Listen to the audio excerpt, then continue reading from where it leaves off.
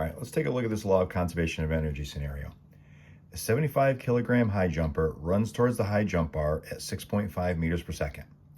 If they need to be moving 1.3 meters per second as they pass over the bar in order to clear it, what maximum height could they jump? Okay, so remember, the law of conservation of energy, it states that as you're studying an object, the form of its energy can change, but the amount of energy it has remains constant, assuming you have a closed, isolated system. So really what you want to think about is the object we're studying, in this case the high jumper. We want to identify specific points in time that we know information about, or that we want to know about, and identify what kinds of energy it has at that point in time and how much. And we talked about in class using the analogy of like a photographer taking a picture of the object as you're studying it. At each point in time that you take a picture, there's a specific amount of energy the object has at that exact moment. That's going to equal the same amount of energy that it has at some other point in time in some other picture. So let's really kind of identify what points in time we're focusing on here. So we've got the high jumper that's going to be running towards this bar. So we can call that time A on their approach. And then really the only other thing that we're dealing with is when they're going over the bar. So we'll call that time B. And remember, we talked about the fact that there's lots of kinds of energy, but in this class, we're only focusing on 3 kinds of energy. We're focusing on gravitational potential energy. That's the energy an object has that can be tapped into in the future potentially, based on it being some h, some height above the ground. And then we also have another form of potential energy, elastic potential energy, 1/2 kx squared. That's if we're dealing with something that has elastic properties like a trampoline or a spring or something like that, but that doesn't apply to this problem. And then the other type of energy that we're working with is kinetic energy, energy of motion, based on something moving. So it has velocity, 1/2 mv squared.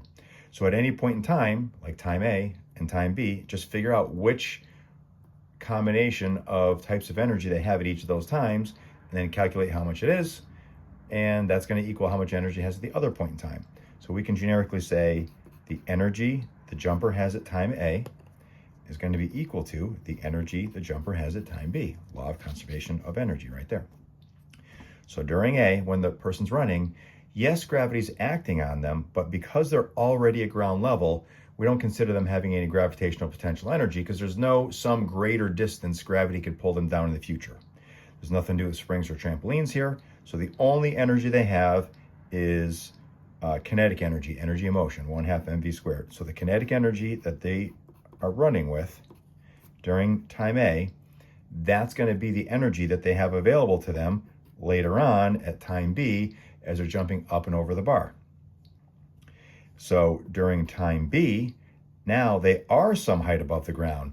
They've taken some of their kinetic energy they ran with and converted it to gravitational potential energy because they're now some height above the ground. So that's going to be gravitational potential energy, mass times gravity times height. So that's the potential energy at B. And it's not enough to just get as high as the bar. They also have to physically still be moving horizontally to pass over it. So that's energy of motion, kinetic energy.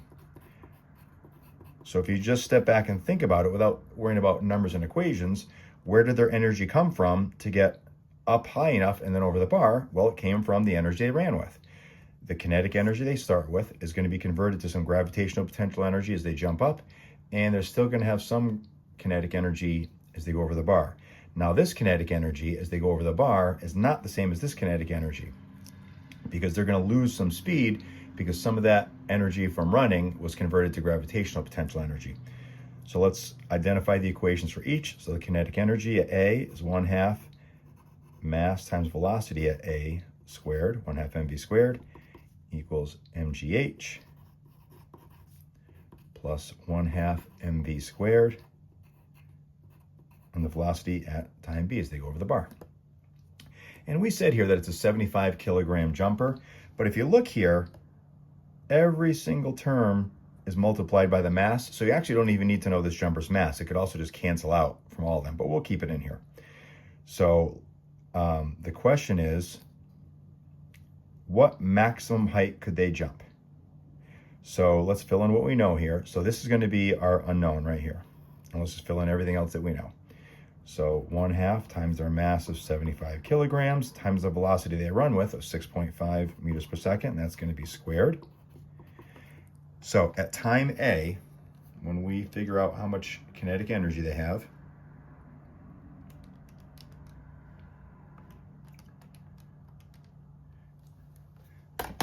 they have 1,584.375 joules of energy that they're running with. That, according to the law of conservation of energy, is the exact amount of energy they're going to have as they go over the bar here. No more, no less. Again, assuming it's a closed, isolated system. So now that amount of energy is going to be equal to what they have as they go over the bar. So let's fill in what we know here.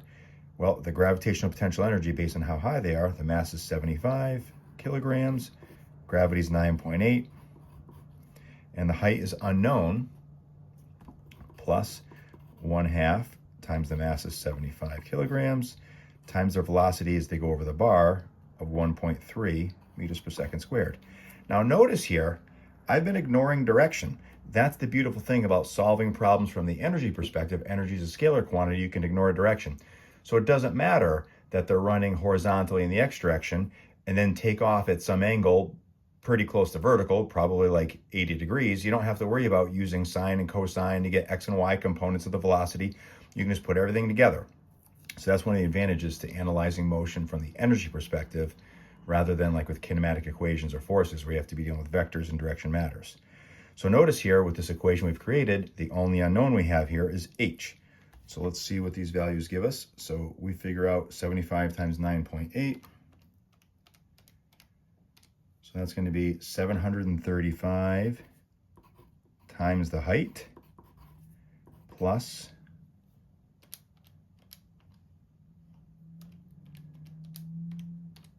the amount of kinetic energy they have as they go over the bar is only 63.375 joules of energy. So notice they started with a lot of kinetic energy as they were running, and they finished as they're passing over the bar with a much smaller amount of kinetic energy, only 63 joules of kinetic energy about, because most of it was converted to gravitational potential energy to get them up high enough to get over this bar.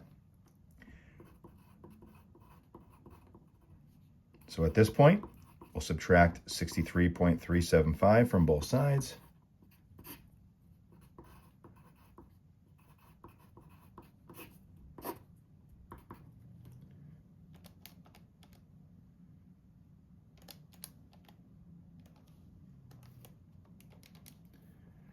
So we end up with 1,521 equals 735h. Divide both sides by 735.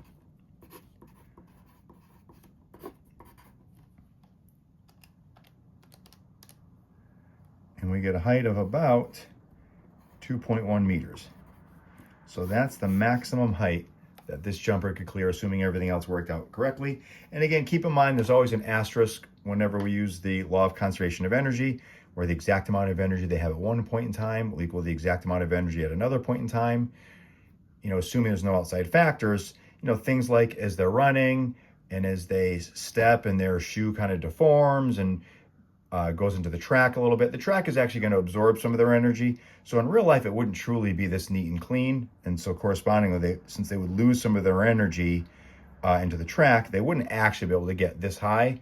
But this is assuming idealized situation. So hopefully this helps. If you have any questions, let me know.